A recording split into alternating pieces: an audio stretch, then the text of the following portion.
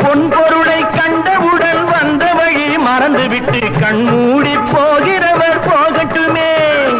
என் மனதை நான் அறிவேன், என் உறவை நான் மறவேன், எதுவான போதிலும் ஆகட்டுமே. நன்றி மறவாத நல்ல மனம் போதும், என்றும் அதுவே என் மூலதனம் ஆகும்.